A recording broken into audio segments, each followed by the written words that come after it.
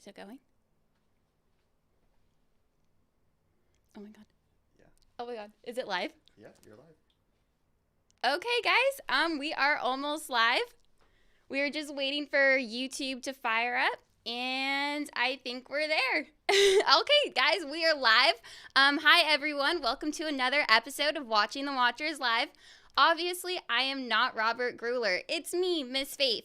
I'm the creative director here at R&R Law Group in the always beautiful and sunny Scottsdale, Arizona, where our team and I have helped thousands of good people facing criminal charges.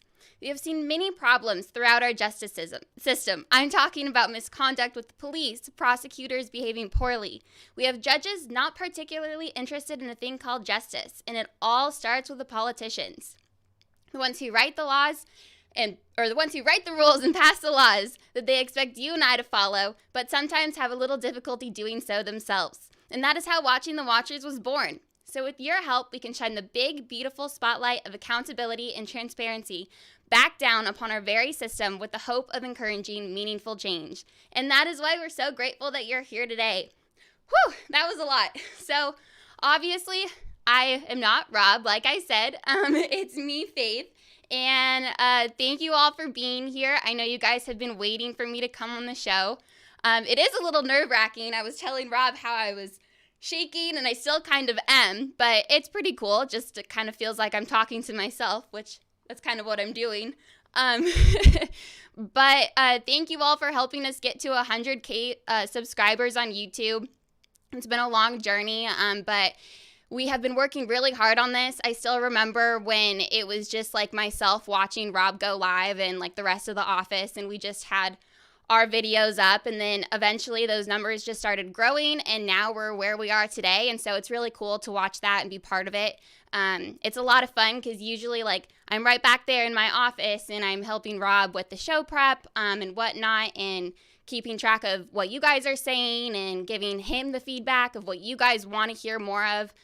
So it's super awesome to finally be kind of like talking to you.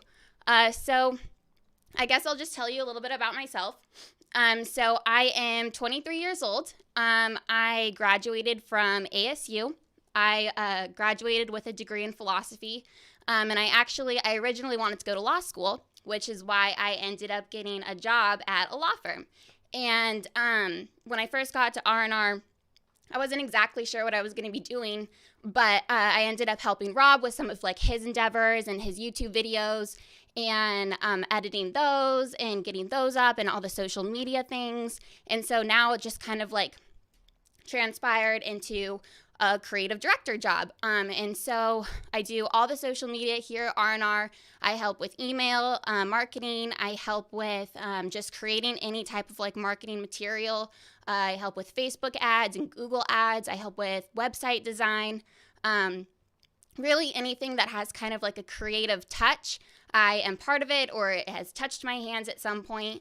So that is what I do. And then in my free time, I love to cook. And so I recently started kind of like my own, not a channel yet, but I was thinking about maybe making YouTube videos one day. But right now I am just making reels on Instagram, and then I'm also making TikTok. So I just repost them from Instagram to TikTok, and then I send my TikTok followers over to my Instagram. So then you can see the whole recipe that's in my Instagram caption. So I guess I can show you that really quickly. Let's see. Okay. So here is my Instagram, and this was my personal Instagram at first. So like if you scroll all the way down, it has like my regular picture since it was personal. Oh, maybe I should. There we go. And then these are the videos that started. So I started making these a little like after Christmas, and it's basically just like fast like cooking videos. So let's see, this is the one I did for Valentine's Day. Damn. I like me better when I'm with you. Maybe. I like me better when I'm with you. I knew from the first time. I stayed for a long time, 'cause I like me so that's better basically when what it is. It's just like I like fed me up better videos when of me. I'm with you. And it's been a lot of fun making these videos, and I enjoy it. So you guys are free to follow me if you'd like. On Instagram, it's at FaithyJoy. And then let's see, we can click over here. And so here's my TikTok. And it's the same thing. But basically the captions on TikTok, they don't let you do as long of captions. So that's why Instagram is good, because then I can put the whole recipe in there. And then, so I'm not really sure if I want to create a blog, but this is kind of what I have so far. I'm not really even sure if people read blogs anymore, but so I may just end up posting the recipes on here as well, but then I'm not really sure if it's like 100% needed because I already do that on Instagram, so not 100% sure with that. With Like to Know It, that is kind of still in the works, but basically it's going to be like where you can see the things that I'm using in my videos. So like if you like this type of like, I don't know, silverware I'm using, you can click on this and then it'll show you where you can buy it. And then this is kind of like a little, I guess, competition that you could say that I signed up for. It's called Favorite Chef 2021. And the voting, it begins tomorrow, actually. And so I don't really know how this is going to be, but I decided to enter myself in here. And so you guys can vote for me tomorrow to be your favorite chef if you like what I'm doing, which would be pretty cool. And basically, if you win, you get $20,000, and then you also get a feature in a magazine. So we will see if that goes anywhere, but I thought it was worth a try. And that's my dog, Penny. She's a golden retriever. She's in lots of my videos. Let's see. This is a cute one.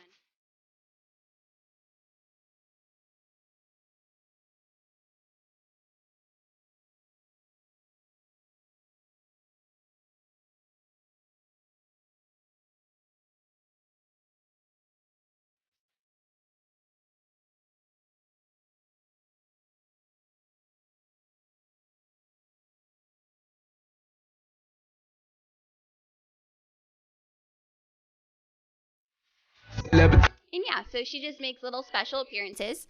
Other than that, that is what I do in my free time when I'm not helping Rob. And let's see. Oops, can you guys still see this? Wait. There we go. Okay. I think that's it. I don't know what else to say. Good. All right. Nice job. Thanks, guys. I'll go hop over in the chat now.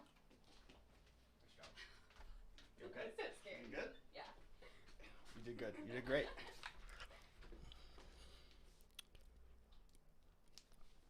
What's going on, everybody? All right.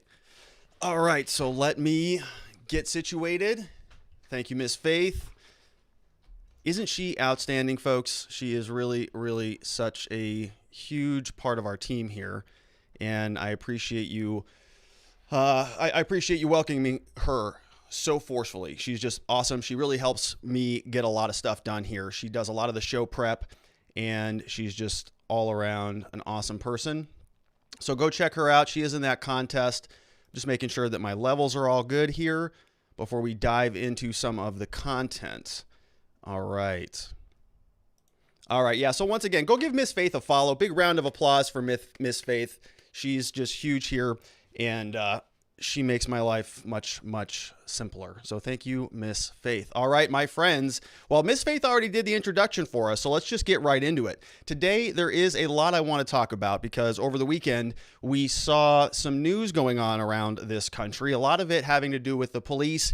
And we're even learning more about the president and Joe Biden, what his gun control policy is going to be. Over the weekend, we had the anniversary of the Parkland shooting, and Joe Biden came out and sort of unveiled what his vision for gun control in America looks like. We also have another congresswoman who goes by the name of Sheila Jackson Lee from Texas, and she has a new proposal that has been submitted onto the floor of Congress called the Sabika Chic Firearm License and Registration Act.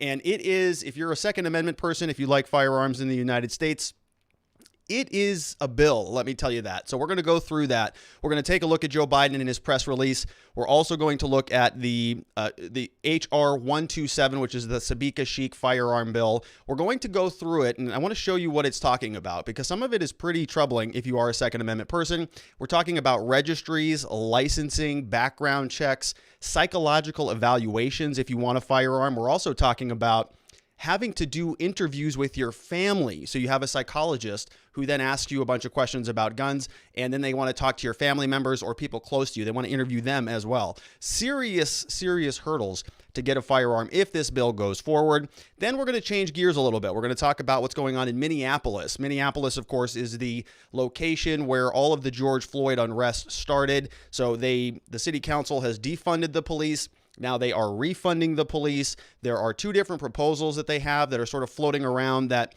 they may move forward on in order to reform their police department. We're going to talk about that. Then at the end of the program, we're going to continue on talking a little bit more about George Floyd, because over the weekend, while many of us were celebrating Valentine's Day and waiting too long for a dinner to be delivered or served at your restaurant, there was some internet memes, illegal memes being spread around the LAPD social media platform. In particular, these were these fake George Floyd Valentines memes going around, and LAPD is now investigating itself. We're going to see if they find that they did nothing wrong. I would suspect that that will probably be the case. So we're going to dig into that story at the end of the program. All right, so let's start off with the first story of the day. Joe Biden, as we know, is the new president, and we have been trying to piece together what he wants to do as it relates to gun reform, gun control, justice involving firearms, whatever the current moniker is, I don't know, but it is something that was just released on Valentine's Day, February 14th. We have a statement by the president 3 years after the Parkland shooting. So this came from the White House. 3 years ago today, a lone gunman took the lives of 14 students and 3 educators at Marjorie Stoneman Douglas High School in Parkland, Florida. In seconds, the lives of dozens of families and a life of American community were changed forever. And we're going to go through this a little bit because I think this is a pretty important issue. During the campaign, during the debates, we didn't hear much about this. Remember, we saw Beto O'Rourke was primarily the candidate during the presidential Democratic primaries that was talking about gun reform. And this was sort of his pillar issue. He made this the centerpiece of his campaign, and he got beaten pretty badly. And I think he was operating off of the Parkland shooting. That was kind of the one that really riled him up. He said enough already, and that was the centerpiece of his campaign. But we didn't hear much talk about this from Joe Biden or from Kamala Harris. Now, one of the things that you always hear in campaigns is that they want common sense gun reform, right? Common sense. Everything's just so common sense. Well, what are we talking about? This was the first piece of information that we got from the Biden administration since they have been in office, and it relates directly to gun reform. So let's take a look at what they're talking about. But before we get into it, let's do a quick revisit on what's going on in Parkland, what's going on with the Parkland shooting, because it has been some time. If you recall, this took place back in 2018. A gunman opened fire with a semi-automatic rifle at the Marjorie Stoneman Douglas High School in Florida, killed 17 people, injured 17 other people. And the guy who did it, the young man, Nicholas Cruz, 19 years old, was arrested, charged with 17 counts of premeditated murder. I'm going to give you an update on his case here shortly, but the interesting thing that's going on here is this has been 3 years later, still no resolution on this case. There are still motions being filed. He is still alive. You know, what often happens in these shootings is the gunman doesn't survive the shootings. Usually they kill themselves or they're killed by law enforcement. But in this case, he's still alive, and his case is still pending. It's been going on for 3 years. Many people were saying, well, there's going to be a forthcoming trial should be very soon, but then COVID happened and it all got pushed back. So police and prosecutors still to this day have not offered a motive about that shooting, and they're saying it's just a pattern of disciplinary issues and unnerving behavior. It's the deadliest killing spree, the deadliest shooting in high school since Columbine, and it came at a period of heightened public support for gun control that followed the mass shootings out of Paradise and Sutherland Springs in October and November of 2017. So, what we see kind of in this country are these waves of gun control. And it typically follows a shooting. We hear a lot of calls for gun control. Right now, the last I heard, the FBI is saying that they really are having a difficult time sort of keeping up with all of the background checks that are happening. Americans are buying guns off the shelves. When I was looking at in my local gun store last year over the summer, it was sort of in the height of the summer unrest, and there was nothing on the shelves. All of the firearms were gone. Ammunition is still hard to come by. And so Americans are just kind of arming themselves. They're just saying, all right, well, I don't know why this might be. This could be just a response to sort of what we've been seeing with, government control, with the idea that maybe the government can't solve all of our problems. People were seeing toilet paper just flying off the shelves. The next thing they start thinking about is food. The next thing after that, well, how do I protect myself if somebody's coming after our stuff? And so guns were flying off the shelf. It could have been coronavirus. It could have been just some of the summer unrest stuff. Okay, here in Scottsdale, we had people sort of up and down Scottsdale Road. I wouldn't say anything serious, but they were, there were some breaches into our local malls and stuff like that. And it's been a lot worse in other parts of the country. In Portland, they've been basically under siege for many, many months now. And so I think Americans are starting to sort of realize maybe they need to be a little bit more self-reliant, and that's why guns are flying off the shelves so much. And so we're sort of at that wave right now where if everybody's buying guns, then presumably they don't want a lot of rules and regulations that would inhibit them from buying those firearms. But as soon as something else, hopefully, God forbid, doesn't happen, but I'm sure there will be some other gun emergency that happens in this country, and I do fully expect there to be new calls for firearm gun control. Just like we saw after this shooting in 2018, we saw that. And then there was just, it was kind of the entire premise of the Beto campaign. So let's take a look before we dive into the Joe Biden statement. What is going on out of Parkland? You can see here, this is some of the latest activity on the case. We are still seeing motions, a slew of motions filed back and forth. We've got the defense is taking depositions or interviews. We've got Zoom depositions taking place. Looks like Joseph Lofredo, I think, is a police officer. I could be wrong about that, but this is all public record stuff. Last week, we talked about motions in limine, and that is also underway. So on February 6th, they're trying to determine what can and cannot be said at trial. You can see this is a big document, 123 pages. They've also got notice of intent to offer Williams rule evidence and motion for pretrial admissibility of inextricably intertwined evidence of crimes. Another 10-page document there, and that was filed as recently as February 10th. So just about 5 days ago. So it's all still moving. It's moving forward. We've had several canceled hearings here. This one took place or was supposed to take place on January 25th. Looks like that may have gotten bumped. So you see here, we've got a number of status conferences, one in November, one in December, one in January. We got another one coming up in February, which is literally tomorrow. So an in-custody proceeding taking place at 8:30 a.m. And this is still one case, one ongoing case. So this kid obviously killed a lot of innocent people, injured a lot more, and he is still sort of working his way through the system. So we'll see where that goes. Let's go back to Joe Biden and his plan, right? So the original presentation here, the original speech, the press release, all came out on February 14th, which was the 3-year anniversary of Parkland. So, okay, so let's get into what his statement says. For 3 years, Parkland families have spent birthdays without their loved ones. They've missed the experience of sending them off to school and all of that stuff, which we all empathize with. Their families are not alone. In big cities and small towns, in school and shopping malls, in churches, mosques, synagogues, temples, and movie theaters. Okay, all of it. The last year's historic increase, and in this season of loss so much, last year's historic increase in homicides across America, including gun violence, disproportionately devastating black and brown individuals in our city, has added to the number of empty seats at our kitchen tables. Today, as we mourn with the Parkland community, we mourn for all of those who lost loved ones to gun violence. Nobody wants gun violence. Over these 3 years, the Parkland families has taught us all something profound. Time and again, they have showed us how we can turn our grief into purpose, to march, organize, and build a strong, inclusive, and durable movement for change. The Parkland students and so many other young people across the country who have experienced gun violence are carrying forward the history of American journey. We can do better, and we will. All right, so now we get to some policy. The administration will not wait for the next mass shooting to heed that call. So they're going to take action now. We'll take action to end our epidemic of gun violence and make our schools and communities safer. Today, I'm calling on Congress, this is where we get into it, to enact common sense gun law reforms. We're going to figure out what those might be. Also including background checks on all gun sales, banning assault weapons and high-capacity magazines, and eliminating immunity for gun manufacturers who knowingly put weapons of war on our streets. We owe it to all those we've lost and all those left behind to grieve, to make a change. The time to act is now. So that's the end of his little statement there. We also have a statement from an actual bill that was introduced that we're going to get into right now, H.R. 127. And this was introduced by Sheila Jackson Lee. She's a representative, a Democrat, of course, out of Texas. And it is a doozy. And the reason why I want to spend some time on this bill is because it sort of mirrors a little bit of what Joe Biden is saying. So he didn't come out here and give us a lot of specifics about what his policy proposal will be. You can see here from the press release, it's kind of basic.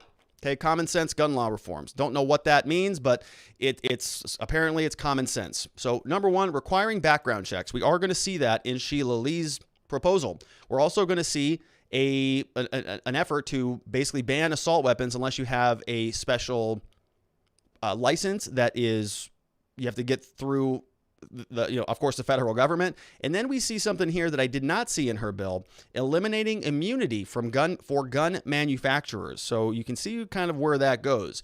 In other words, if this Parkland kid, if Cruz shot people with an AR-15, which I believe is the weapon he used, they can go back and they can sue the manufacturer of that weapon. No immunity for them, right? But all right, well, let's dig into it. This is H.R. 127, Sabika Sheikh, the Firearm Licensing and Registration Act, and this is currently on the House committee. You can see here, it's a summary. The summary is a work in progress. This is Miss Lee out of Texas. It is H.R. 127, the Sabika Sheikh Firearm Licensing and Registration Act. And when we dive into it, this was first introduced on January 4th, 2021, and it is in and referred over to the Committee on the Judiciary. Here's the short synopsis on what the bill says: to provide for the licensing of firearm and ammunition possession and the registration of firearms, and to prohibit the possession of certain ammunition. All right. And it says here the same title is down there. So let's get into it. It's going to amend Section 932, licensing of firearm and ammunition possession. It says here, the Attorney General, through the Bureau of ATF, Alcohol, Tobacco, and Firearms, shall establish a system for licensing the possession of firearms or ammunition in the United States, and for the reorganization with the Bureau, the registration with the Bureau of each firearm present in the United States. Whoa, what? All right, so every time you want to buy a gun, you got to go get a license. Okay, people who are advocates for gun control or gun possession reform or whatever their spin on that language is, we're going to see what licensing means. Okay, it's not like you just go down to the MVD, take a picture, do a test drive, and get a license. It's a little bit more robust than that. It's also not like going online and doing a quick background check. It's a big deal in order to get a license. And then on top of that, they also want a registration of every single firearm in this country. Every single one. How many are there? Hundreds of millions of firearms. And they're expecting gun owners to just sign up and register. Well, there are some pretty significant penalties in this bill as well. Now, before we get into it, I don't want to fan the flames on this. This bill is very, very new. It's not even been formally. Nothing really formal has even happened with it yet. It's just sort of been introduced, and I think it's sitting with the Judiciary Committee. So, this is not on the verge of being passed, but it is one of the gun control bills that is in Congress, and Joe Biden just came out and said, I'm calling on Congress to do something about it. So, if there's anything that they can latch their teeth onto and run with, this is it. So let's get back into it. It says every single gun will be licensed and registered. Then we get over here. What is the required information that you have to include in the registration system? So the make, model, serial number of the firearm, the identity of the owner of the firearm, the date the firearm was acquired by the owner, where the firearm is or will be stored. The government wants all of that information. Where are you going to store your firearms? Okay, then subsection B, a notice specifying the identity of any person to whom any period of time during which the firearm will be loaned to the person. And it's important to note that because when you read through the rest of this bill's about 19 pages long. We're not going to go through the whole thing. There is a section in there for that. They're sort of anticipating this claim. Well, it's not mine. I don't have a license for that gun. It was just loaned to me. And if you are not registered, basically, if there's not a documented handoff that somebody was loaning that gun to you, then that's not an excuse. You're in violation of the statute. That's going to be a criminal charge. I'm going to show you what those penalties are. So, all right. So you've got to have a gun. You got to give all of the information, identity, date, location, where you're going to store it, anybody that you could potentially loan it to. All of that information has to be bundled up, sent over to the federal government. You're welcome. There is a deadline on this. So if this bill passes and you don't register your gun, you don't send it in, you don't gather all of that information up and send it in, you're going to be in trouble. How much time do you have? Well, it says here, the deadline for supplying the information. The transmission is required by paragraph 1. It shall be made. It's not optional. It shall be made. In the case of a firearm acquired before the effective date of this section, you got 3 months. 3 months in order to go gather that up and report it. In the case of a firearm acquired on or after the effective date of this bill, then on the date the owner acquires the firearm. So this is retroactive. It's going all the way back. Every single firearm that you've ever gotten, you got to go through, make, model, serial number, identity of the owner, identify yourself, the date you got it, where it's stored, and anybody you're going to loan it to. And once this bill goes into law, if it does, I don't think that it will, but if it did or something similar did, you got 3 months. Otherwise, you're in violation of this section. Let's also take a look at the database that they want to generate. The Attorney General shall establish and maintain a database of all firearms registered pursuant to this subsection. So every single gun will now be registered to ATF, the Alcohol, Tobacco, and Firearms. Right? And let's go back here. Yep. Okay. So here, Bureau of Alcohol, Tobacco, Firearms, they're going to establish it, the licensing, and they're going to manage the registration. So then we can see here, access. The Attorney General shall make the contents of the database accessible to all members of the public, all federal, state, and local law enforcement authorities, and everybody as defined by the Bureau. If you want a license, so now your gun is being registered, now everything is being orchestrated by ATF. If you want a license, here's how it works. Except as otherwise provided, the Attorney General shall issue to an individual a license to possess a firearm and ammunition if the individual is over 21 years of age and after applying for the license undergoes, so you can't do this before, you got to go apply for it, and then the ATF or the Attorney General, they will give you some guidance on what to do next. But number one, you got to undergo a criminal background check conducted by a national instant criminal background check system established under the Brady Handgun Prevention Act. And the check does not indicate that the person would violate the subsection. Okay, so they're going to do a background check, which is largely what they're already doing. But then what else? Number 2. So see, this was just paragraph number 1. After applying for the license, number 1. Number 2, what else? Undergoes a psychological evaluation conducted in accordance with paragraph 2, and the evaluation does not indicate that the individual is psychologically unsuited to possess a firearm. So once you apply for the license, you're over 21, you apply for the license, you undergo a background check. Number 2, you undergo a psychological evaluation. And then number 3, you successfully complete a training course certified by the Attorney General in the use, and it includes at least 24 hours of training. So you've got two 12-hour days. You've got 4 6-hour days, right? It's a lot of time. 24 hours is a lot of time. And so, for example, to be a lawyer, we have to do 15 hours of called CLEs, continuing legal education, 15 hours a year. That's it. So they want to do more than that here before you can go get a gun. 24 hours of training. All right. It also says here that you have to have an insurance policy issued under this subsection. So on issuance of the license, you have to have in effect an insurance policy issued under subsection D. We're talking next about what type of weapons are considered military style weapons, and we've got some definitions here. The Attorney General shall issue an individual a license to own and possess a military style weapon if they have a license that we just talked about, so they've already gone through the process and they have a license. After applying for a license, they successfully complete a training course, another one certified by the Attorney General, in the use, safety, storage of the weapon. Again, at least 24 hours of training and live fire training. So now you have to have basically another 24 hours, right? You get the first 24 hours, you become a holder of the license, then you would get another 24 hours, including training and live fire training. At least that's how I'm interpreting the statute.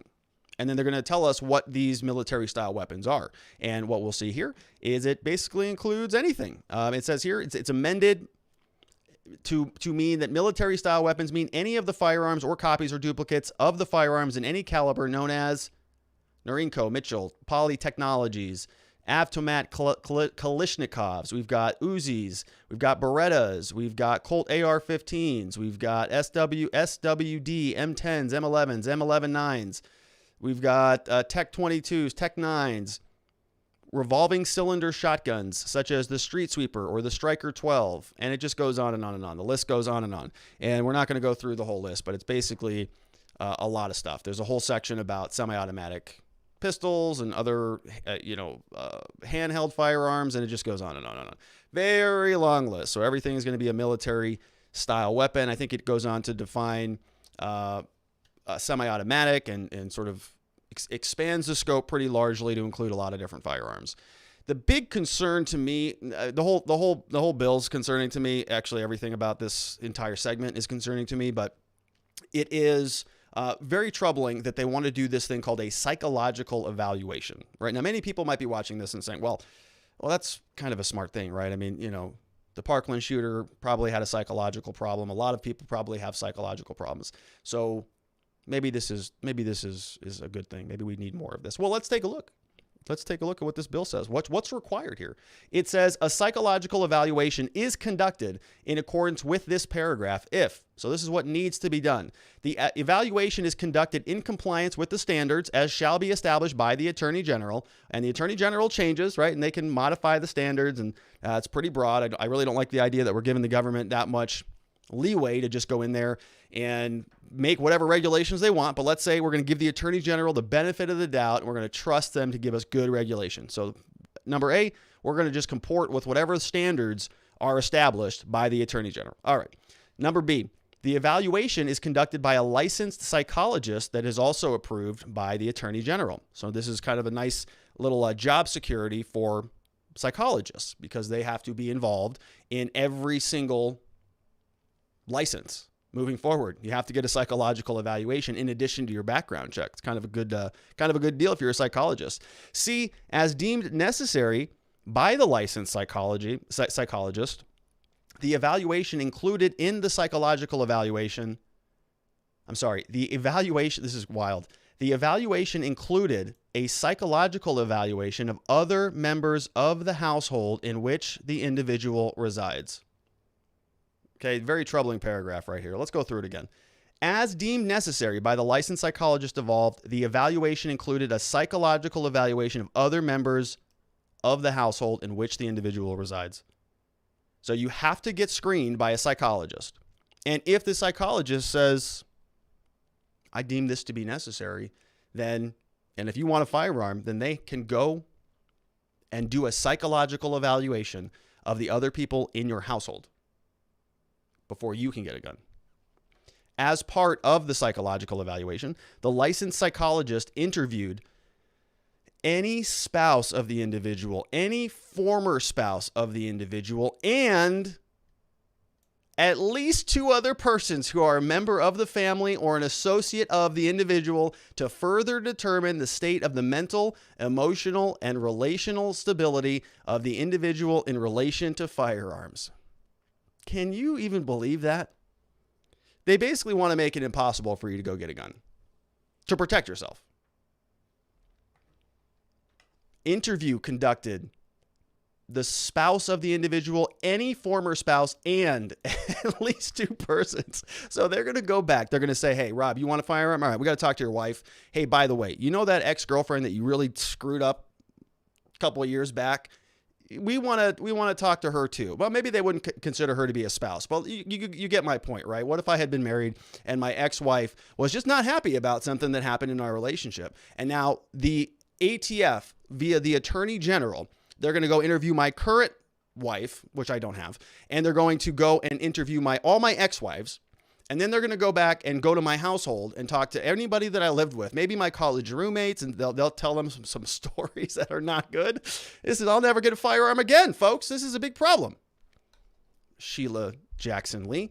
All right. What happens? Okay, but all right, let's say this. Let's say you want your firearm, and you're going to go through all that trouble. You are going to go register, get your license, do the background check, do the training, have your entire historical relationship, litany of prior problems investigated by the government. You go through all of that. You do it. You get it done. You get that license forever. Are you clear? Is this like the TSA where you got to renew your pre-check every 5 years? Or are you in the clear? Let's find out. Expiration of a license. A license issued to an individual under this subsection shall expire in the case of a license that has been in effect for less than 5 years, 1 year after issuance or renewal, as the case may be. Or in the case of a license that has been in effect for at least 5 years, 3 years after the most recent date the license is renewed. So for the first 5 years, you got to do this every year. Renew it, renew it, renew it, renew it. Then, after 5 years, then you can do it every 3 because they trust you enough. All right. How do you do that? It shall renew a license.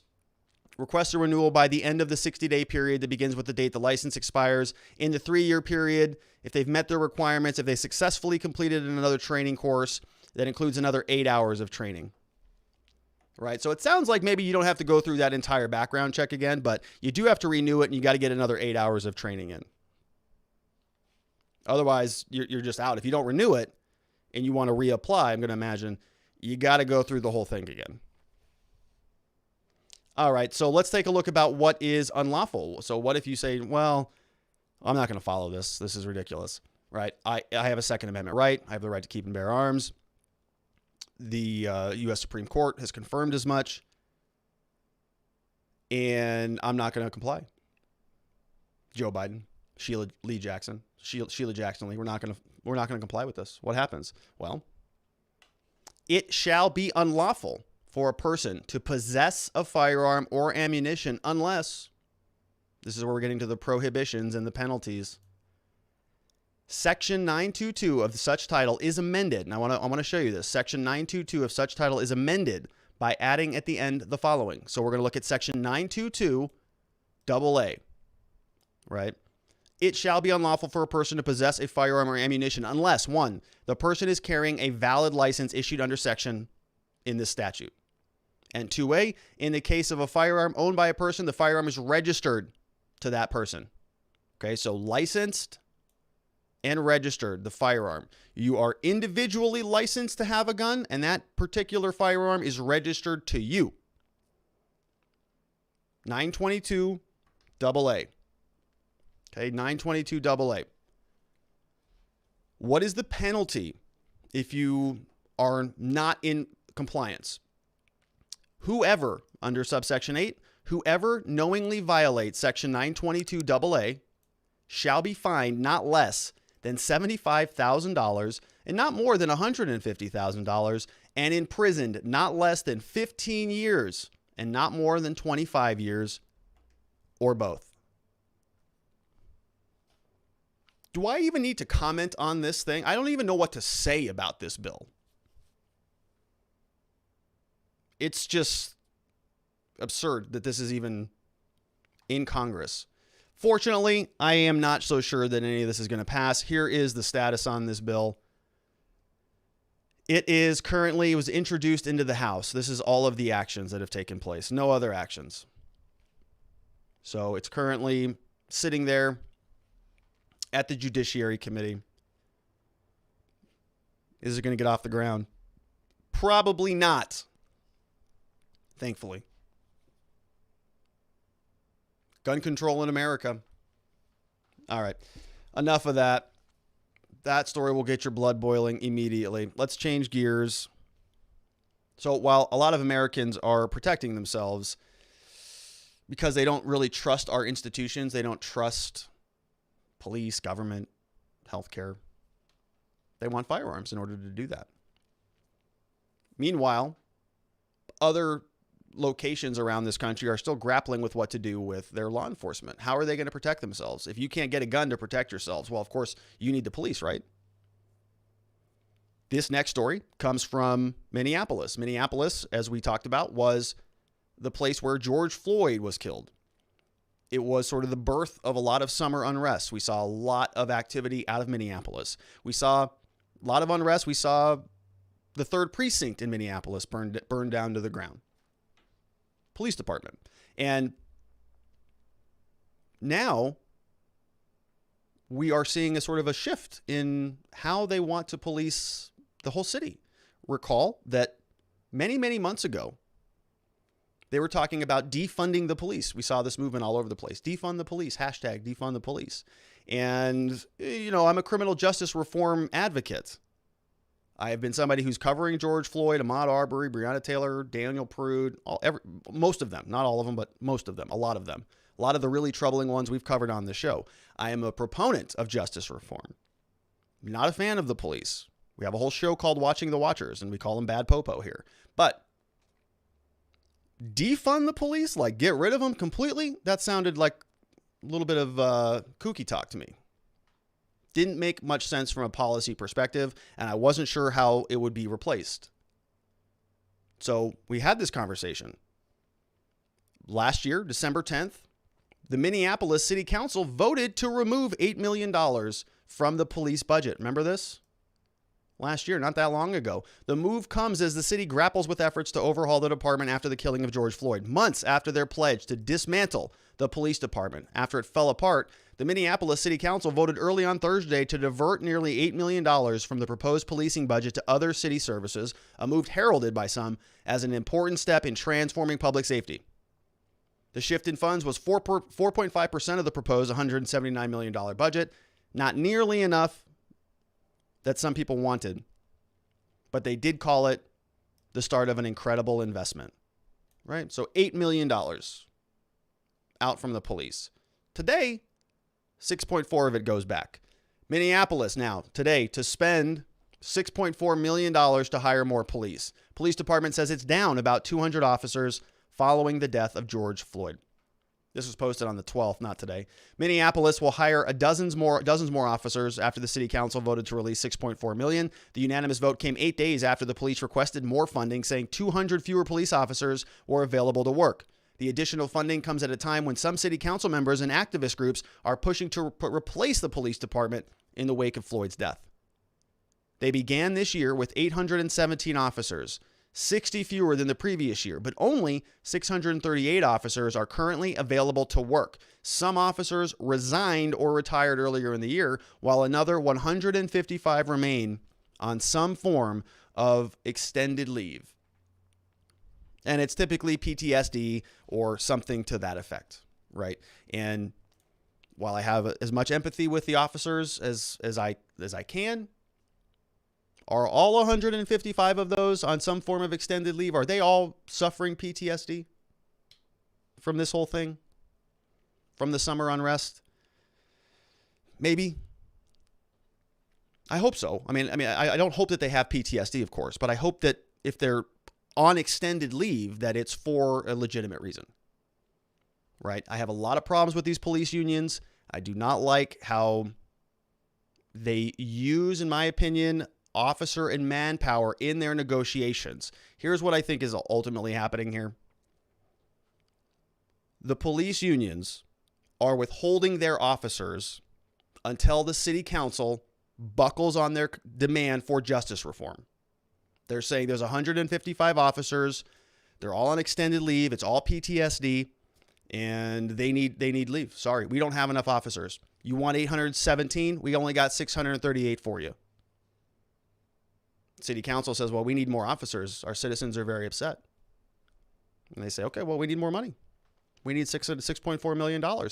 City council responds, gives the police unions what they want. We'll see. We'll see if some of these 155 officers who are on extended leave, if they get called back in, if suddenly their PTSD is resolved. Or something happens and they come back. We'll see. It's just the cynic in me speaking out. We have here, with new recruit classes, the city expects it will have 674 officers available to work by the end of the year, another 28 working their way through the hiring process at that time. An unprecedented numbers of officers quit or went on extended medical leave, many for PTSD claims after Floyd's death.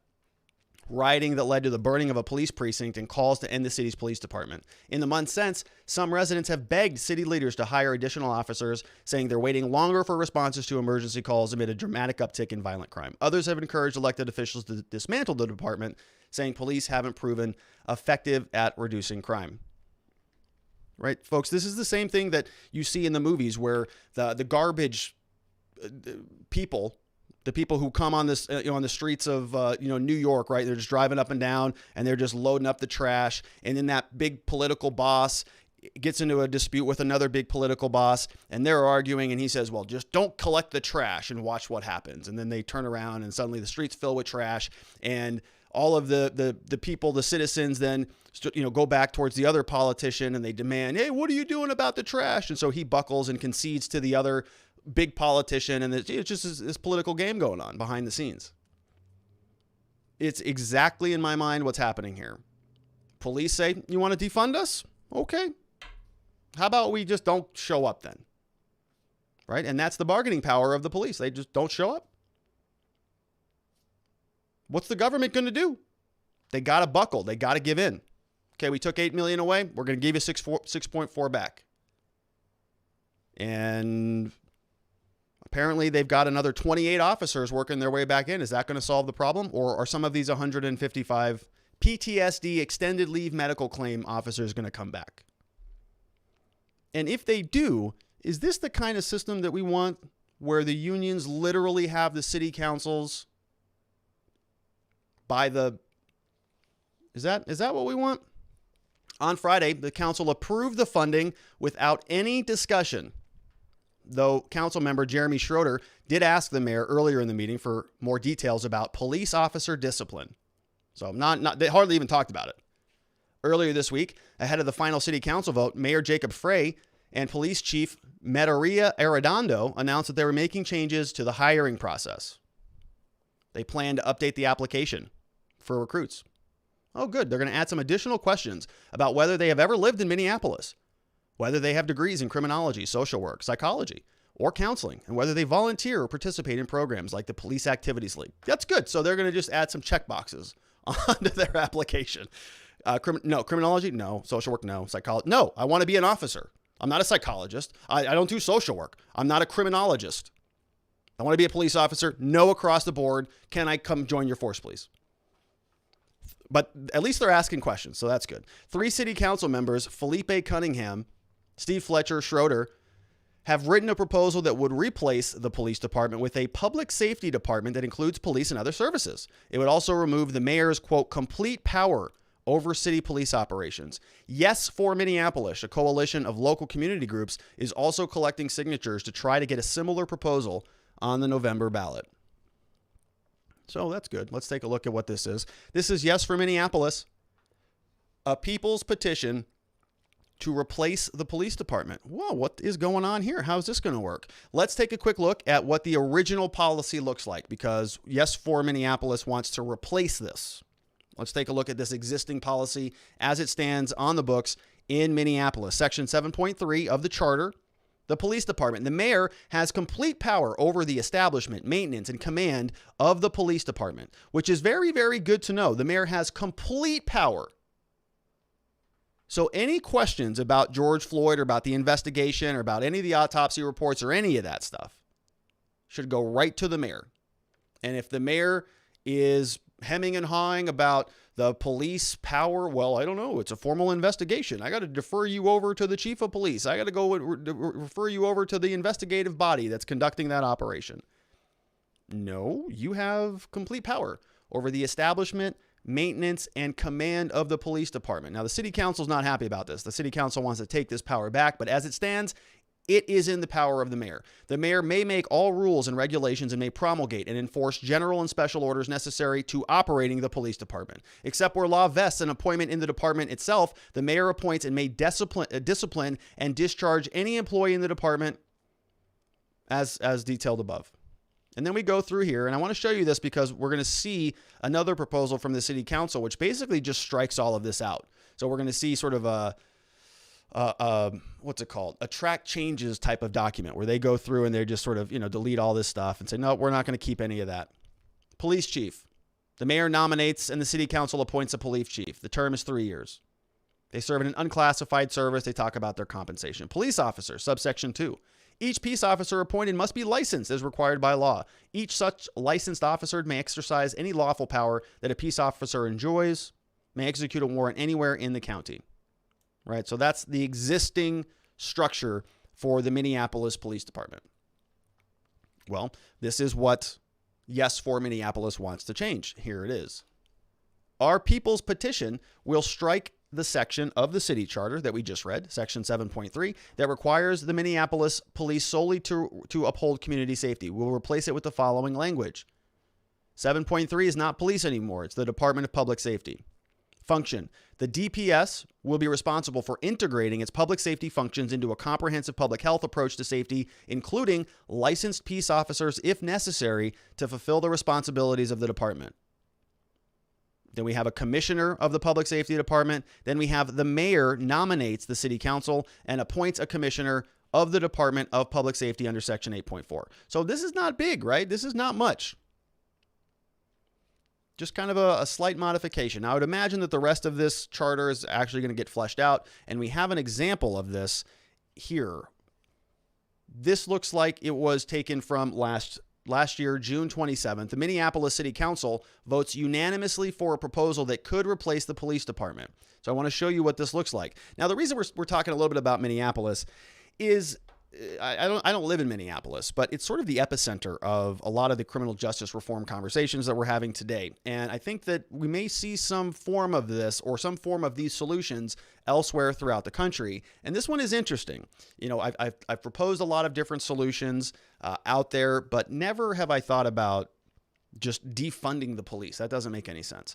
Adding on some other things that would sort of tackle some of the problems that the police are underqualified to serve on, I think would be appropriate. But this is kind of different. So this is sort of an evolution of the existing police department into something else. So let's take a look at what this looks like. Minneapolis City Council votes unanimously for a proposal that could replace the police department less than 3 weeks after they promised to begin work on, quote, ending the police department. Some city council members push forward on a new vision for law enforcement that could still include officers on the streets. And so this was taking place in June, right after George Floyd. So a lot of political willpower in order to see some changes. The council voted unanimously to advance a proposal that would create the, quote, Department of Community Safety and Violence Prevention. Doesn't that sound nice? Sounds great.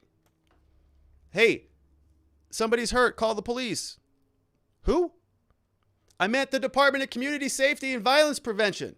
Oh, all right. 1 second. Let me get them on the line. Within that, the city could create a division that includes licensed peace officers, though it would not be required to do so. All right. So let's take a look at the ordinance. Here it is. It is floating around right now on the internet, and it was written by Ellison, Kano, Gordon, Fletcher, and Bender, amending Article 7 of the city charter relating to the administration and Article 8 of the city charter relating to officers and other employees. Creation of the new charter department to provide for community safety and violence prevention, and removal of the police department as a charter department. And this is what they're talking about. So as I said, sort of a track changes in a Word document. So you see here, subsection 11. So 7.2 defines the departments. The departments generally, we got city clerk, city assessor, city attorney. We have the fire department, health department, police department. Oh, wait, no, police department's not there anymore. We're going to strike that out. We're going to replace that with a Department of Community Safety and Violence Prevention. All right. So what is that? Well, once again, this is what 7.3 that we already read through says.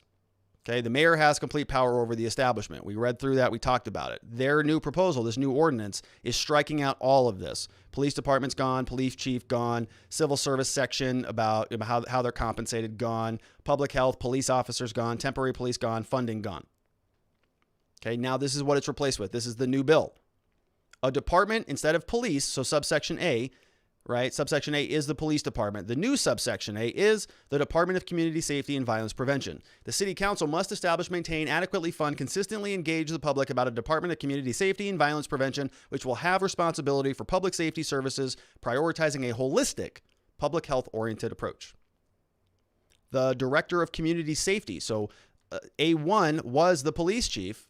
Now A1 is going to be the Director of Community Safety and Violence Prevention Department.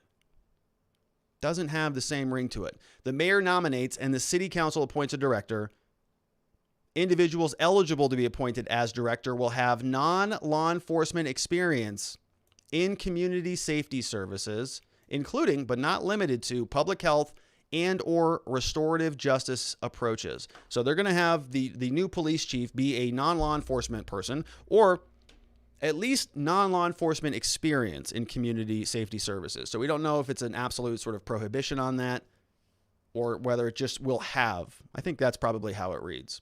So you could be a former police officer, you could be a current police officer, but if you hearken back and you say, well, before I was a police officer, I was also a social worker, or I also took some time off and did, some justice reform political activity, something like that. So totally changing the culture, right? Instead of having a police chief, now you've got this community safety and violence prevention director. Not sure what that would do, but leadership does start at the top, right? And maybe that would cause a big cultural change, something I've complained about in police departments and law enforcement for a long time. Subsection B. So B was the term. Where are we at? Okay, so we've got the council may maintain a division of law enforcement services composed of licensed peace officers subject to the supervision of the Department of Community Safety. So they can still have a division of law enforcement services, but it's a subdivision of community safety and violence prevention. Then we also have a director of law enforcement services division. So you've got, looks like they're sort of tiering this up. You've got the director of community safety, then you've got a division within community safety, and in that division you can have a director of law enforcement services. The director of the Department of Community Safety and Violence shall appoint a director of the Division of Law Enforcement Services, subject to confirmation by official act from the City Council and the mayor. Right, so it's kind of an interesting restructuring. You're sort of taking the police department, you're tucking it away into a little corner under the umbrella of community safety and violence prevention, and we'll see how that works. But it's an interesting approach. I like that they at least have something in writing that we can take a look at. All right, so that's the police department out of Minneapolis. That's the city council out of Minneapolis. Next story is from LA. We're kind of bouncing around the country a little bit, aren't we? On Valentine's Day, there was some LAPD officers who were sharing some interesting memes, not interesting memes, actually inappropriate memes, all over the internet, apparently. This story came from the Washington Post. You take my breath away. A George Floyd themed Valentine prompts investigation at the LAPD. Los Angeles Police Department is investigating the circulation of a photo depicting George Floyd, who was killed in the hands of Minneapolis police officers last year with the words, quote, "You take my breath away," they said on Saturday. The incident was reported by an officer who made an internal complaint about an image Floyd styled in a Valentine format being, quote, passed around by officers, according to an internal memo signed by Captain Jay Mastic posted on Twitter Saturday and later confirmed by Chief, I think it's Michelle Moore or Michael Moore, Michel. I can never tell with that one. And this was stuff that was bouncing around the internet all weekend. Here is the letter from Jay Mastic. This is the one that they were referencing in the article. February 12th, Friday, 7:12 p.m., LAPD.online. Complaint regarding an inappropriate message regarding George Floyd photo. Good evening, all Harbor personnel. I just received word through the chain of command of a complaint that was generated on an inappropriate online post from a department member. Division not disclosed. The photo depicts a photo of George Floyd with the caption, quote, "You take my breath away," in a Valentine format. Chief Moore was disgusted by the post and directed that a department complaint be generated. This was followed by an instruction that supervision reinforce the need for professionalism on our online behavior, as it is a reflection on all Los Angeles police officers. Messages with inappropriate content may also result in discipline. I ask that you maintain your professionalism and use judicious restraint while posting online because it will ultimately reflect on you and your position with the department. Thank you. Jay Mastic, Captain Commanding Officer, Harbor Patrol Division. So they're trying to button that up a little bit. Then we also have the police chief was confirming that LA Police Department launched an internal investigation after an officer reported that a photo of George Floyd with the words, "You take my breath away," was being passed around. Michael Moore said on Sunday. Moore said the officer who made the complaint is set to be interviewed Monday, today, and the department's goal is to determine exactly where and how the message may have come into the workplace, online or otherwise, and who may have been involved. He said, "Our investigation is to determine the accuracy of the allegations while also reinforcing our zero tolerance for anything with racist views," the chief said. If the department confirms officers were circulating the image, quote, "people will find my wrath." Yeah, right. Moore also confirmed the department is investigating 2 Instagram accounts that people have reported as possibly being linked to the department personnel, including one called the Blue Line Mafia. So that's good. Good memes. You know, memes are illegal now. Joe Biden and his Justice Department are arresting people for memes. What about that one? They going to go arrest that officer for that meme? Guessing not. All right. So shorter-ish show today, everybody. Let's take some super chats. Let's get into it. We got Liberty or Death says, Sheila Jackson Lee was quoted as saying, quote, "Homicide is the leading cause of murder. Should hear her when she questions witnesses." Is that a real thing? Is that accurate? Sheila Jackson Lee was quoted as saying homicide is the leading cause of murder. I don't know if that's real. It doesn't matter if it's real. It's hilarious either way. Hack Consulting says, "Hey, Robert, I'm not so concerned about the gun control. So many boating accidents have already happened, so there's no longer a gun problem to be controlled." Yeah, that's true. I mean, you know, you may have heard me talk about owning firearms on this channel before, but I don't have them anymore. There was a bad accident, and they're gone now. So I don't know what happened to them. Accidents happen all over this country all the time. A lot of boating accidents, and you know, it's not even worth reporting any of it. Just lost 10 firearms. That's okay. All right. Well, we'll just go on about our lives. We got another one from Hack Consulting. "The problem was likely not the guns, but that the shooter was put into such a place to think it's either okay to do such a thing or they felt justified in doing it. Just a general analysis of mass shootings. Quote, if society wasn't improved by shooting others, less people would be shot." Yeah, so kind of talking about incentives there, right? If society wasn't improved by shooting others, less people would be shot. Was there ever a discussion on, you know, has anybody ever studied these people sort of in the context of school shootings? You know, are there enough of them now that we have a statistically significant sample that we can sort of figure out what is the underlying cause of some of this stuff? Is there a pattern that we can see? Is it potentially the fact that they're glorified by the media, that they're sprayed all over the place? I mean, the one that I thought was the most horrendous was, I think it was the Virginia Tech shooting. You remember that one? Remember when that one took place? And that guy's photo, Cho, I think was his name, was plastered everywhere because he made a bunch of them. He posted a bunch of photos and made videos, and he wanted it to be glorified. And then as soon as it happened, they glorified the hell out of him. And there was actually some pretty significant backlash. I remember that. I remember watching, I mean, this must have been, 10, 15 years ago. But I remember watching Fox News. I remember watching all of it, just going, why are they playing this guy's, like, it's almost like blood sport for them. They're just, we got the images, we got the graphics. It was really bad. And I think that was the one that sort of made them realize maybe this isn't so good. Maybe this is too much glory, and it might, trigger other people to do it. No pun intended. But yeah, what are some of the incentives? Isn't that interesting? These school shooters are all on SSRIs, so selective serotonin reuptake inhibitors, antidepressants.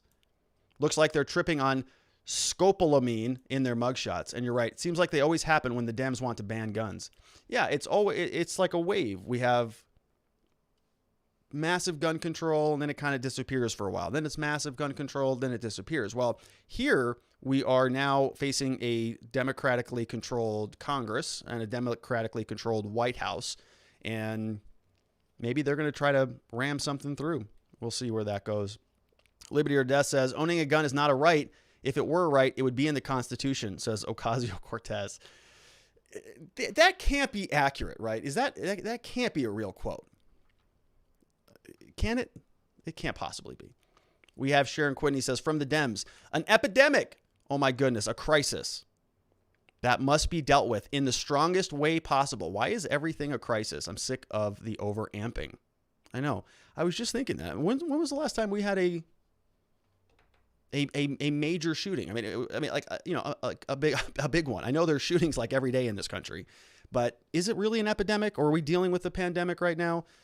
Is this just something that happens in our society now?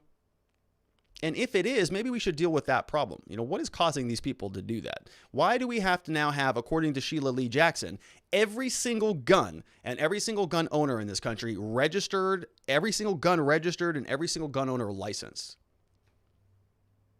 And you got to go through a background check, by the way. And you got to go through a psychological evaluation. And it's not just you. It's your spouse and any one of your other spouses that you've ever been with. They got to check with them. And 2 people from your nearest domicile. To deal with what is the problem? How many of these mass shootings do we have a year? I'm not denying that it's a problem. I'm just saying, why are we talking about criminalizing every legal gun owner? That's what she's talking about. She's saying, if you don't get this registered in 3 months after this bill passes, you are in violation of the law. 15 to 25 years. What was it? 15 to 150 to 75 to $150,000. Those are your criminal penalties. You just want to pass a bill and immediately criminalize something like 100 million Americans? If not more than that at this point. It's ridiculous. Ham-handed says, I'm sure the Parkland shooting was worse than the Valentine's Day massacre, but either one is why they released this bill today. Yeah. Yeah, ham-handed. It's disturbing. It's a problem.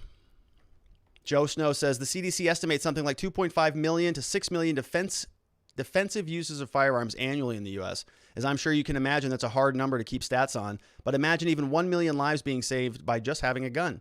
Makes no sense to make that more expensive, difficult, and intimidating. I agree with that, right? Those are good numbers, if that's accurate. The CDC? Why does the CDC keep those numbers?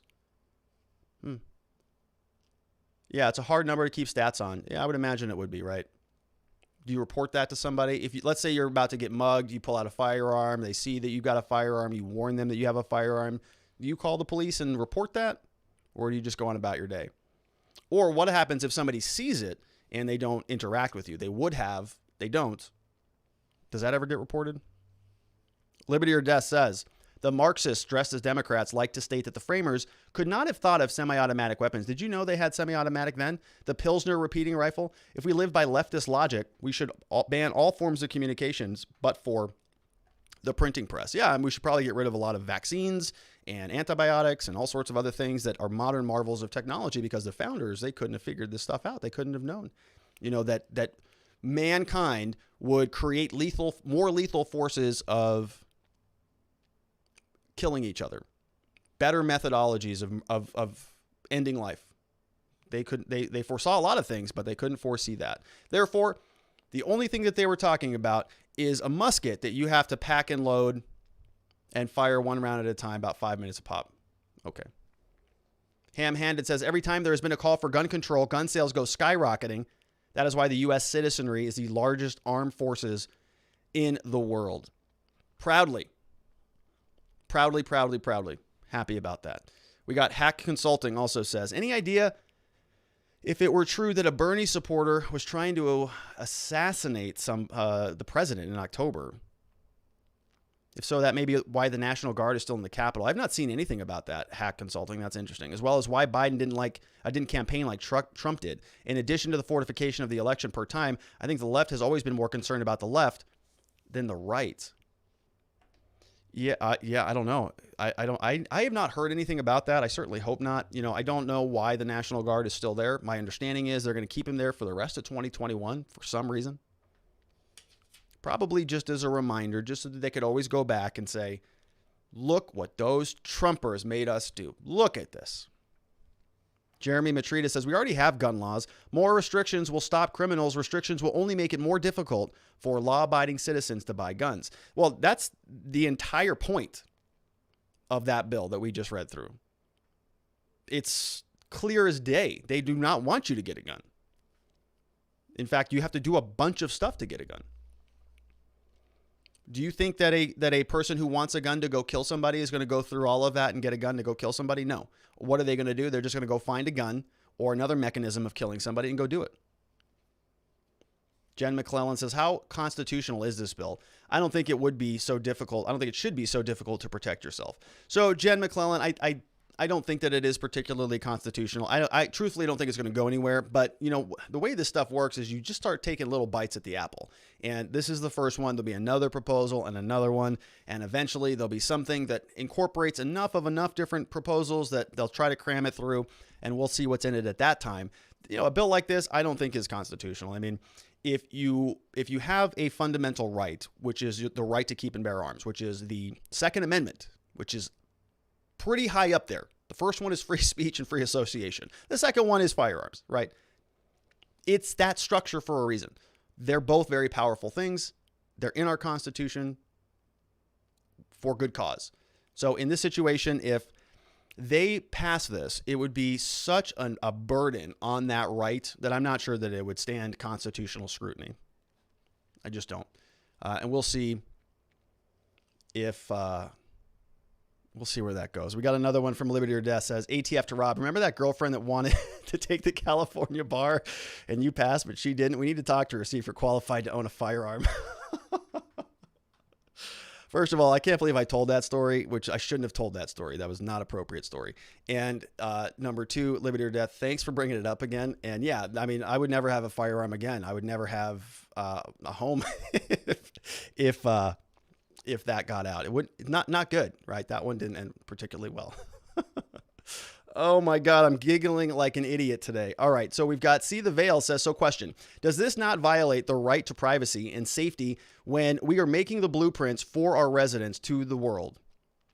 According to this amendment, we have to draw a blueprint to our very own residences or business. This becomes public document to the world. Yeah, I mean, you certainly have to tell them. You have to tell them where you're storing your gun. It's got to be documented. And if you're going to loan it to somebody, you got to make sure that that connection is documented as well, according to Sheila Lee Jackson. So the government just wants to know everything. If you move it from under your pillow into your end table, if you move it from, let's say, under the kitchen sink to maybe the bathroom, you got to just call up the ATF and say, hey, I moved my gun again. Okay, I'm going to sit in this location now. No Doubt says, Sheila Jackson Lee qualifies as one of the most despicable representatives of Congress. A version of this bill has been submitted in previous Congresses and never progressed. With the new Congress, it now gets attention it doesn't deserve. If this or a similar gun control bill passed, what type of injunctive relief could be requested from the courts, and where might it best be filed? So I think probably the first thing that you would see would be the attorney generals across this country just go bananas. In particular, I think in Texas, Arizona would. They would be challenging this stuff in court before it ever went into effect. And I think with good reason. I don't think it's a constitutional bill. There's probably a lot of good reasons why this has never gotten anywhere and why Sheila Jackson Lee continues to reintroduce it. But now, you know, the environment is kind of ripe for this. Joe Biden's talking about it. This bill, we know that this is what they've wanted for a long period of time. Every time we get a Democrat in office, it's this massive, they talk a lot about it, but not a lot has happened, largely because of sort of the division of power. When Obama was in office and he had both houses, their big hurdle was Obamacare. That was the big domestic policy that they wanted to sort of use their power to push through. And now that's kind of in effect. They're asking the Supreme Court to interpret it differently so that it doesn't get gutted by a reinterpretation of the tax provision in that bill. And what else is there, right? What else can what can they use this time in control? They have between now and 2022 until there's a potential for a shift in power. There's a lot they can get through. So we'll see where this goes, or if they're going to pull little bits and elements from this and take somewhere and take it into a newer bill. Ham-handed says, sorry, I'd skip the government rules and buy a gun on the black market. They are easily available. When guns are outlawed, only outlaws will have guns. Yeah. Yeah, I know. We'll see where that goes. Jeremy Matrita says, Rob, can you recommend your favorite book on how to become a good lawyer like you? How to become a good lawyer like me? Well, first and foremost, you got to get a copy of my book, by the way. Beginning to Winning, How to Fight Your Case and Succeed in the Criminal Justice System. There's 9 steps in here about how to succeed in a criminal case. But I've gotten this question before, Jeremy, and I think it's a very good one.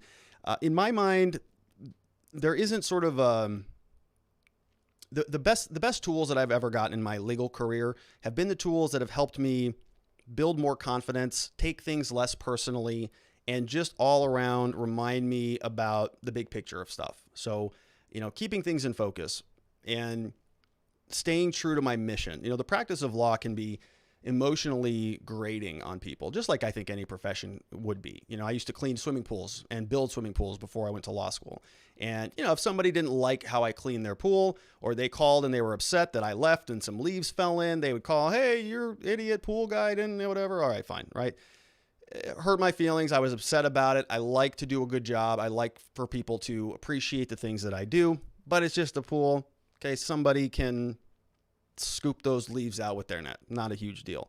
When you're talking about the law, right now, we're talking about some very high stakes situations, and it can be emotionally exhausting. And I know a lot of attorneys who just burn out because of that. They don't take care of themselves. And so they'll be very good in terms of their education. They'll know a lot. They'll be very well practiced. Have a lot of experience, but they can't mentally sort of cope with the stress and the pressures. And so a lot of people will turn to alcohol or drugs or abusive, other abusive things, and it can be problematic. And so for me, it's been a lot about learning how to not take so much stuff personally, sort of always trying my best. The 4 Agreements book has been a life changer for me. So if you haven't read that, I would say that is mandatory reading, right? Always try your best. Don't take anything personally. Be impeccable with your word. And there's a lot of power in those things, because when you start to sort of feel the weight, there's a lot of unfairness in the law, right? We'll go in, we'll have a case, we'll have an excellent client, a good person we want to help with, and we'll do everything that we can, and the judge just screws us, and the prosecutor just doesn't get it. And you can leave that. You can take those situations and turn around and go home and just say, man, I'm a failure. I'm a loser. This sucks. This is terrible. Why am I doing this?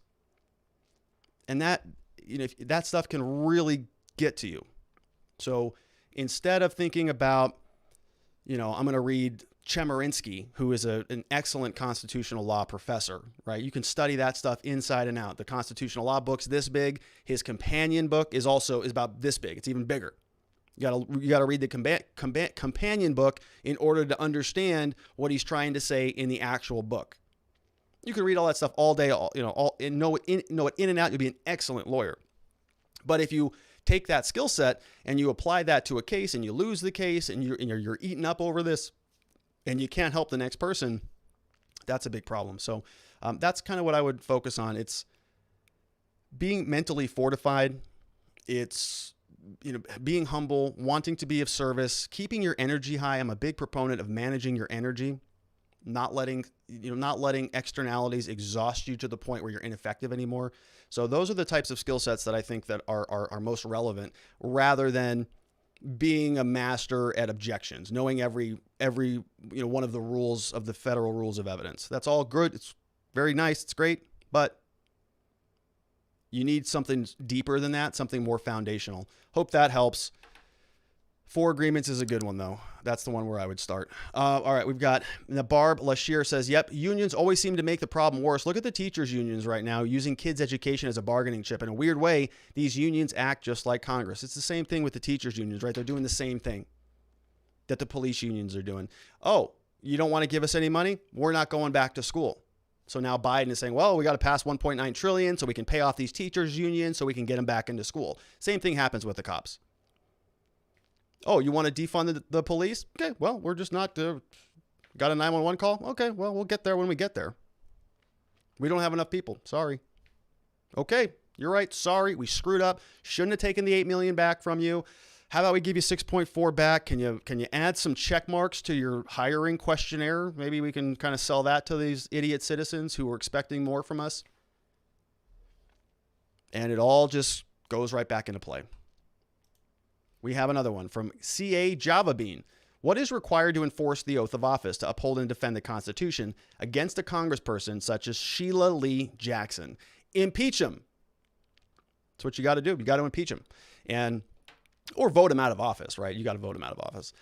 So she's a congressperson. She'll be back up for re-election in 2 years. presumably if she tries to ram this thing through, she's in Texas. There's hopefully enough Texans somewhere that say enough of this stuff already. It's clear. And the Supreme Court has also confirmed that. So if you can't vote him out of office, the only other thing that you can do is impeach him. Fortunately, we have 2 very free and easy impeachment templates that you can just use. They're really sort of structured for insurrection and the incitement of insurrection, but I'm pretty excited over this bill. Not that I would ever engage in insurrection, but potentially maybe. We'll see. We got Joe Snow says, things would be much easier for them if they spent any time at all learning the law and less time learning how to be violent and make a criminal out of anyone they interact with. Yeah. You're right, Joe. Sharon says, Rob, regarding the George Floyd Valentine meme, are these cops all there? Don't they get that inappropriate and totally gross stuff like that just aggravates everything? Sorry, that's just really sick. I agree with you. I just don't understand it with these police officers. We just, like the example that I had, that was just, it's baffling to me. But out of Rochester, remember this, we've covered both of these stories on this channel. Out of Rochester, New York, there was Daniel Prude, and there was 7 or 8 white cops around there, and they murdered that guy in the middle of the street. They had a hoodie on, and they were just laughing at him. He was having just a horrible mental emergency. I don't know what was going on with him, on drugs, whatever, naked, not a threat at all. They threw him in handcuffs. They had some murdering cop plank on his neck for like 2 minutes. He's dead. Right? Died the next day, died a week later, whatever, because everything was crushed in his head. Awful situation. Okay, that happened last year. We fast forward now, February-ish. I don't know, what was it, 6 months? And it's the same cops, same police department, same city, Rochester, New York. They have an African-American 9-year-old girl, same group, different cops, but a group of white cops put her in handcuffs and throw her in the back of the cop car and pepper spray her when her butt's in the seat in the back of the car, but her legs aren't in. They pepper spray her right in the eyeballs. And you're just going, are you people just brain dead? What is wrong with you? You just know that 6 months ago, your entire department was under the scrutiny of the entire country about this racial nonsense. And you're going to do it again. You're just oblivious that there's a 9-year-old girl and you're just going to hit her in the face with pepper spray. What are you doing? It's like they're not even trying, or it just goes right out the window. I mean, it's the same department. Okay, did they even have a talk about Daniel Prude? Was there a memo that went out? Hey, until some of this stuff dies down, be extra careful about what you're doing. And with the 9-year-old girl, they thought about that. Remember, I mean, they warned her several times. You had several cops all just walking around the car going, all right, hit her with the pepper spray. Should I hit her with the pepper spray? Yeah, hit her with the pepper spray. Hey, sweetie, I'm going to hit you in the head with the pepper spray right in the eyeballs. You want that? No, I don't want it. Okay, here it comes. Boom. You're going, what the hell is going on here? And so you would just think that a Valentine meme, something like that. Look, I understand gallows humor. Okay, I get it. I'm a criminal defense attorney. I'm a recovered alcoholic. Like, I get it. But goodness, it's not funny. And especially in that position. All right. Shades says, on defunding police, America has a unique system, unlike other countries. They want to redefine which leads to more control, actually. Think Patriot Act flip. In short, all part of new commie control. Yeah, Shades. We got chairman of the board in the House. Says 100K has been reached. That's right, baby. We got it done. Thank you, Chairman. Miss Faith has been revealed. She's lovely and makes me feel very old. My question for you and the Watchers community, what's the next goal? Let's do it.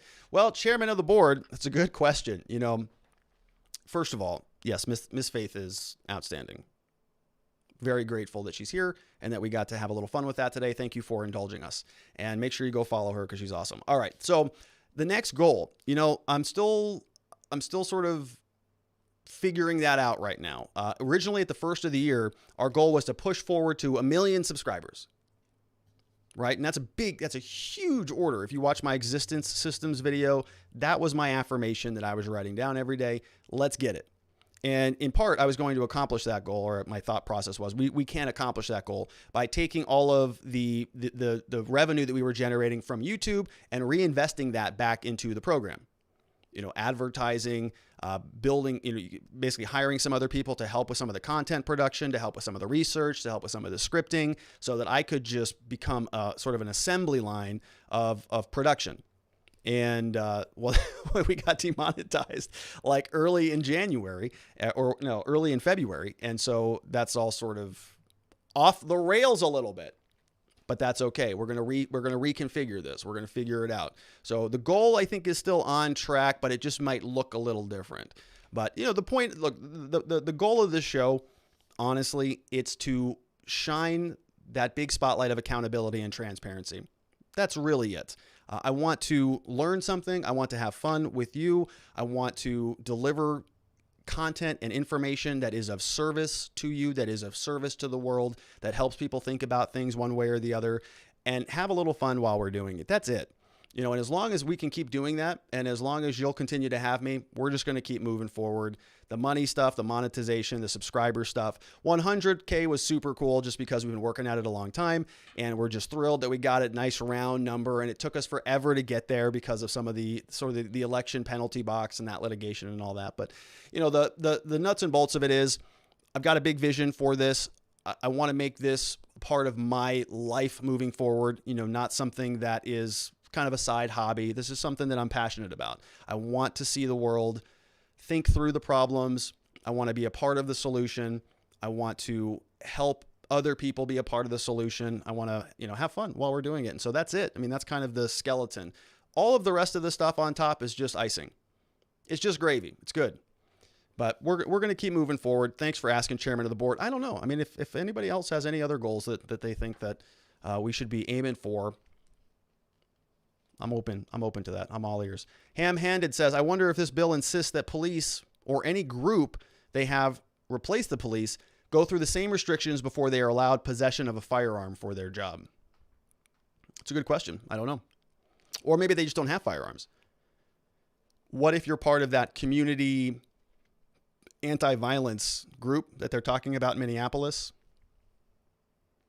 I don't know. Maybe they just don't get guns. Sharon Quidney says, I think you're right about the motivation for these shootings. It's notoriety or need for attention. If the media didn't publicize these incidents so much, maybe it would be a deterrent. Yeah, maybe. I don't know. I don't know. I mean, obviously these people are sick, right? There's something miswired. Something is not right in there. And I don't know if it's something that, I'm not a psychologist. I am a criminal lawyer, and I work with a lot of people. I've never represented a school shooter before, but I would imagine that there is something broken. These are broken people. They're hurting. They're traumatized. Something is off. And I would imagine that there's a pattern here. Okay. Just like we see with other crimes. DUIs, a lot of people are alcoholics. Okay. It's kind of obvious. Many of them don't want to admit that. That's okay. They're not ready for that. There's no judgment about that. At least from my perspective. The rest of society judges the hell out of them. I want to help that person, right? I want to help them become a non-alcoholic or somebody who doesn't drink and drive. And we can see a pattern, and we can start to identify how to solve that. We got the 12 steps, AA, we've got smart recovery, we've got drugs that people can take to help them wean off alcohol. We've got a lot of solutions for that because we've identified sort of what the problem is. Is there a similar pattern with these school shooters? Is it the guns or is it the people? I think it's the people because I have a lot of guns. I used to. I don't anymore. I was in that accident with Hack Consulting. But they're nice, safe, peaceful guns. Okay, I think it's about the people, not the firearms, and we just got to focus on that a little bit more. Maybe we'll get to some real solutions. No Doubt says her goal is removing guns, not gun control. Everyone convicted cannot vote anymore, so it further guarantees the power of oppressors. Yeah, and so you get into this sort of spiral, right? Once you're convicted of a felony, you can't possess firearms anymore. So let's say, for example, under Sheila Jackson Lee, 15 years, that's a felony offense. So now if you are in possession of a firearm that's not registered or not licensed and you get convicted of a felony, maybe they don't send you to prison for 15 years, but maybe they just say, no, we're just going to give you a break on this since it's your first offense, but we are going to convict you of a felony and we are going to put you on probation. Guess what? When you're off of probation, you're now a convicted felon. You don't get to have a firearm anymore.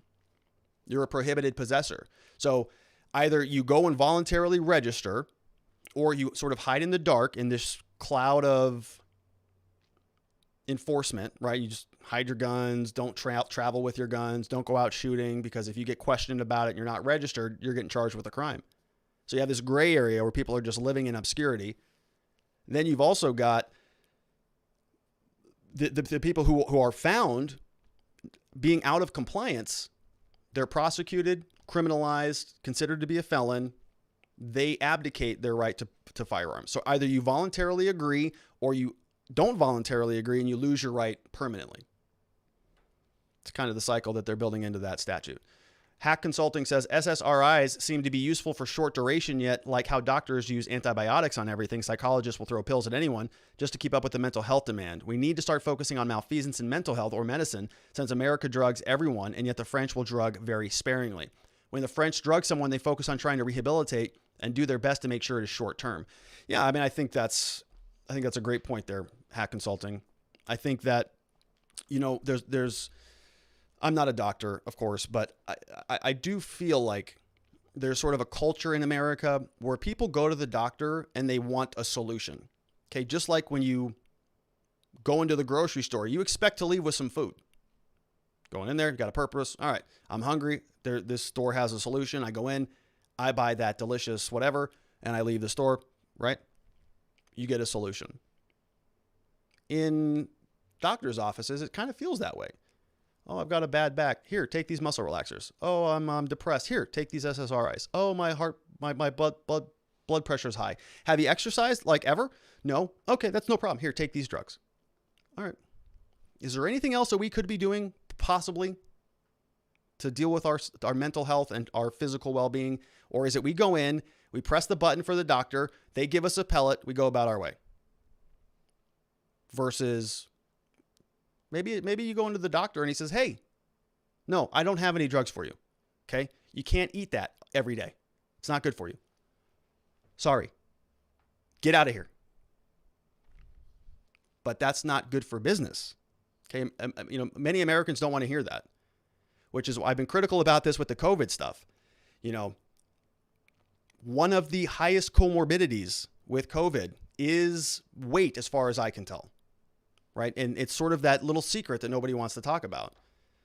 And there's a lot of studies about it. I've seen it all over the headlines. It's one of those things. Well, maybe if the whole country lost 10% of all of our weight, maybe we would have less morbidity. But that's a tricky subject. You can't talk about that stuff because it offends people. People just want to wear a mask and criticize everybody else for not wearing a mask. All right, enough of that. We got Ma Fox says the CDC handles all the data for Americans' death and listed cause of deaths. Oh, I didn't know that. Thank you, Ma. They're the best people that have the most information, as they had banned federal funding for studying firearm statistics prior in Congress. Some good information there, Ma. I didn't know any of that. Thank you. Ham-handed says, I suggest seriously that everyone who proposed this bill and who supports or votes for it has violated their oath to support the Constitution because they violated the right of the people to keep and bear arms shall not be infringed, the clause of the Constitution.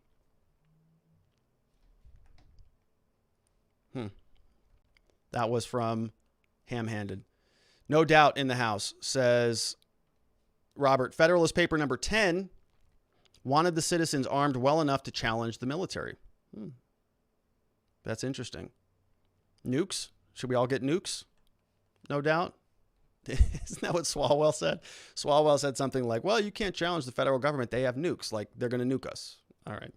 Wise One says, if we keep going this way, it's going to be easier to be a criminal than a law-abiding citizen. Well, it's just going to automatically make you a criminal, right? If they pass this into law, which, I don't think that they're going to pass this, but they could pass a version of this. But if they did pass this in and with the stroke of a pen, anybody who's not in compliance after that 3-month window where you can go and register all of your firearms and get a license and do your training, you got 3 months to do it. If you don't do it, now you are de facto a criminal, just automatic, just with the stroke of a pen. Do you think that we could change just the name of a gun to a personal protective device? That is what the left does. Just change the language. Yeah, it sounds a lot better, right? You got PPE, now we got PPD. Or PPGs. I got my PPE, I got my mask on, I got my PPD and my PPG. My personal protection device and my personal protection F. How about PPF, firearm? Or just call it a device, PPD. Yeah, I like that. No Doubt says, weapon. We all ensure people observe niceties. Little acronym for weapon. I have not heard that one. Hack Consulting says, Robert Gruler, the issue with the Valentine memes is the same with any group that faces death on a regular basis, like the early astronauts who were test pilots who had to find ways to minimize awful situations that could occur. Test pilots are one of the reasons we have, quote, screwed the pooch in our idiom vocabulary, apparently. Yeah, it is. I think what Hack Consulting is talking about is gallows humor, right? And you'll see this a lot in different professions that deal with a lot of awful things. But I think the problem here with the Valentine stuff is that they cross that line. You know, the people, you don't ever, it's not good form to blame the victims. It's not good form. It's not funny. It's not okay, right? And in a situation like this where the aggressor is also blaming the victim, so the cops killed Floyd. You can debate that if you want. You can say, oh, he's high on fentanyl or whatever. I don't think that I mean, the trial court's going to establish that, right? We're in the process of litigating that. Who killed George Floyd? Was it Derek Chauvin? The 3 other people who had their knees on his back? Or was it the fentanyl? Or was it a combination of both? We don't know. But the courts are going to sort that out. And gallows humor, I understand it. Typically, I think gallows humor is best if it's sort of self-deprecating. You know, you're making fun of yourself. You're talking about this or that or the other about yourself. But when you turn around and sort of blame the people that your group harmed, that's just poor form. And that's what the police were doing. And it's mind-boggling to me that they would continue to post this stuff on social media. Haven't they seen any of these really deep dives? I mean, there have been a number of journalists around this country who've broken into these Facebook groups and just gobbled up all the messages and posted them elsewhere. It's like, you haven't learned that yet? What are we talking about? Farmer's Daughter says, if the H.R. 1 bill doesn't pass, do you think the states will make enough reforms to their voting laws that the Republicans have a chance to be in office again? Well, I don't know.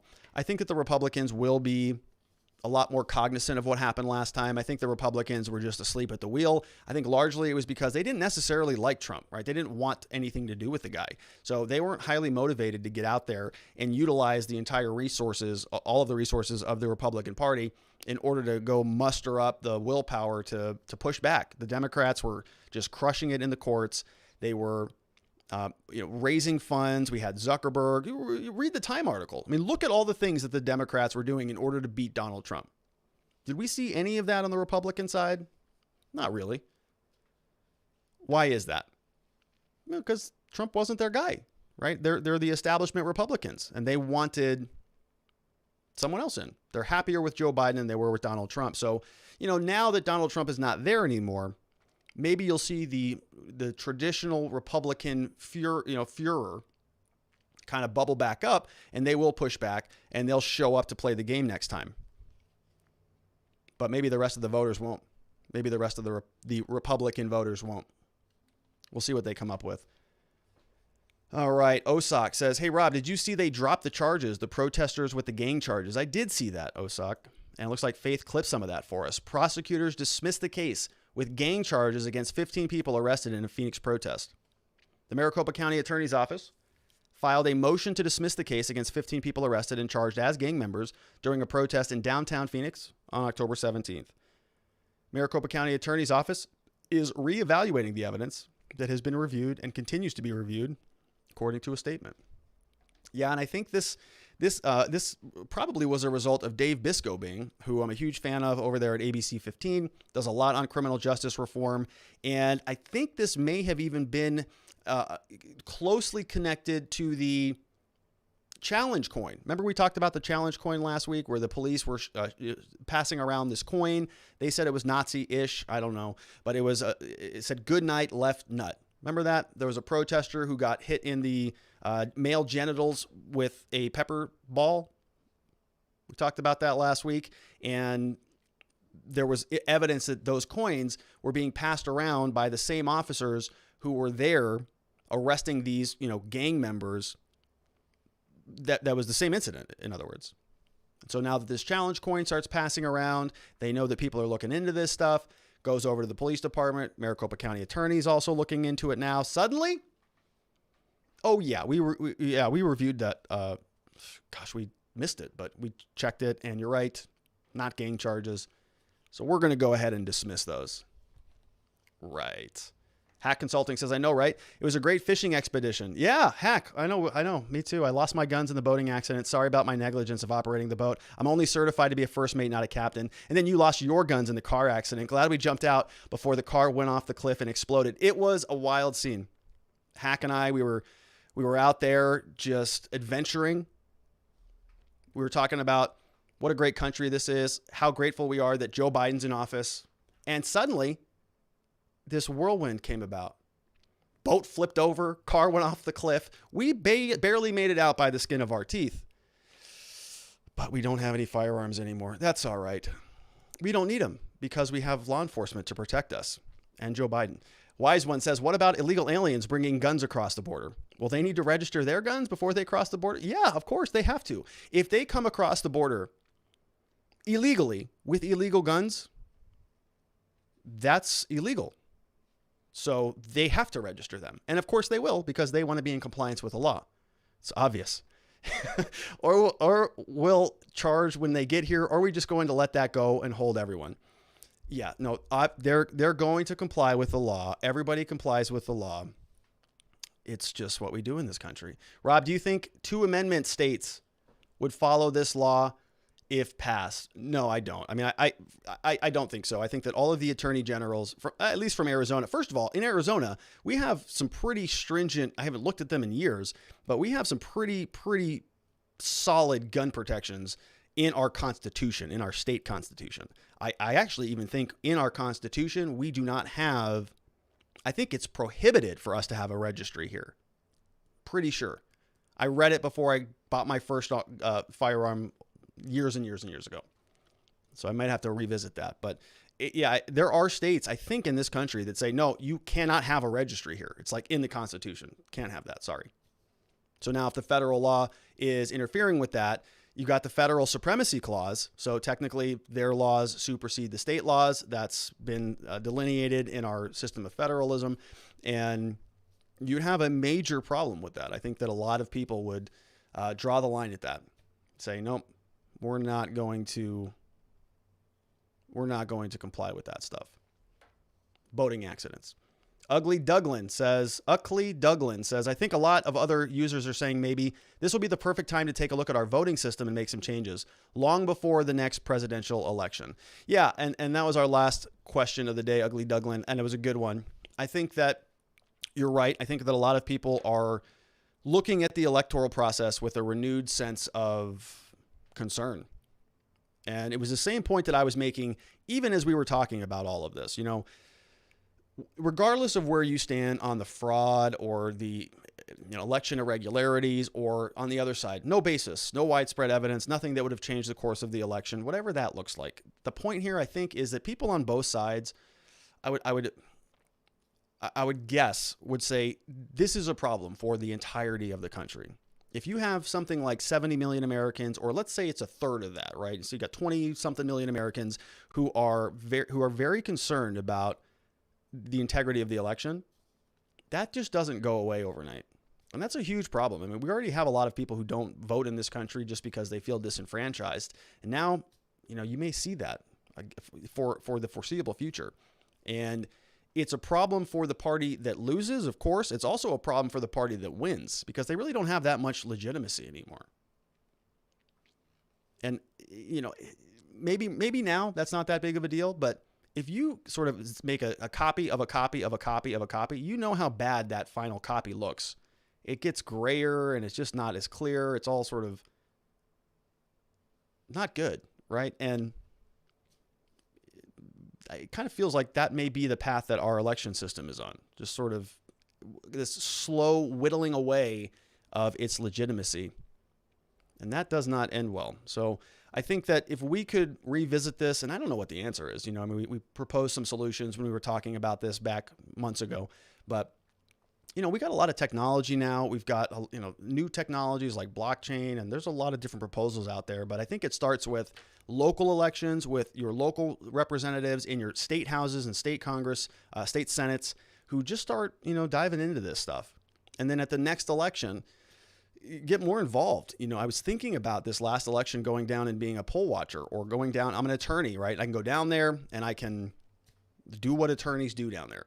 But it wasn't something that I thought was necessary last time. But the next election, maybe that's something that I participate in, right? And I'm sure I'm not the only one. I'm sure there's a lot of other people who are thinking that way. And so, I'm not one of those people that just has zero hope about the future of American democracy. I think our elections are, need a lot of improvement. I was very disappointed with some of the transparency and some of the accountability. I did not like any of the presumptions that we saw this last go round, where everybody just, no, it's fine. Yeah, but how do we know it? Because we said it's fine, and we did an audit. We checked, it's good. Okay, but we want to see a little bit more. Nope, can't do it. Lawsuits, very little evidence was presented. So just a little bit, I think, lacking in transparency. And I think there are some serious room for improvement in this country, but we'll see where it goes. I think it does start locally, though. All right, good question there, Uckley Douglin.